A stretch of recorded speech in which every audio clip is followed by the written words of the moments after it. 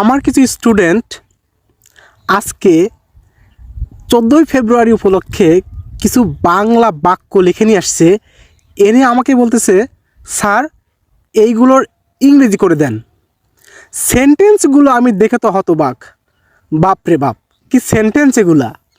তো চলুন আমরা কয়েকটা সেন্টেন্সের ইংরেজি অর্থ প্রকাশ করি।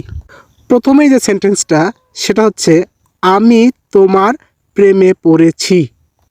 এই সেন্টেন্সটার যদি ইংরেজি করতে যাই তাহলে এইভাবে করা যায়, I am fell in love with you. এরপরে দ্বিতীয় যে সেন্টেন্সটা, আমি তোমাকে মন থেকে ভালোবাসি। এই সেন্টেন্সের ক্ষেত্রে এটা কিন্তু সুন্দর একটা বাংলা বাক্য। এই বাংলা সেন্টেন্সকে ইংরেজি করতে গেলে আমরা এইভাবে বলতে পারি, I love you with my heart. I love with you my heart, এভাবে বলা যায়। এইবার তৃতীয় সেন্টেন্সটা একটু খেয়াল করি। 3 নাম্বার যে সেন্টেন্সটা, আমি তোমার জন্য সব কিছু করতে পারি। এই সেন্টেন্সটার ইংরেজি করতে গেলে I can do everything. I can do everything for you. অর্থাৎ আমি আপনার জন্য বা তোমার জন্য সব কিছু করতে পারি।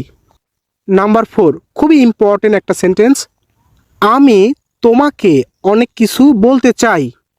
আমি তোমাকে বা আপনাকে অনেক কিছু বলতে চাই। এই ক্ষেত্রে কি হবে, I want to tell you a lot of think. I want to tell you a lot of think. অর্থাৎ আমি তোমাকে বা আপনাকে অনেক কিছু বলতে চাই। নাম্বার 5, আমি তোমার প্রেমে হাবুডুবু খাচ্ছি। এই যে হাবুডুবু খাচ্ছি, এটা কিন্তু খুবই গুরুত্বপূর্ণ একটা সেন্টেন্স। এইটাকে আমরা এরকম করতে পারি, এই সেন্টেন্সকে আমরা এভাবে করতে পারি, I am felling head over hills in love. I am felling head over hills in love. I am felling hills, এইভাবে বাক্যটা তৈরি করতে পারি। অর্থাৎ I am felling head over hills in love.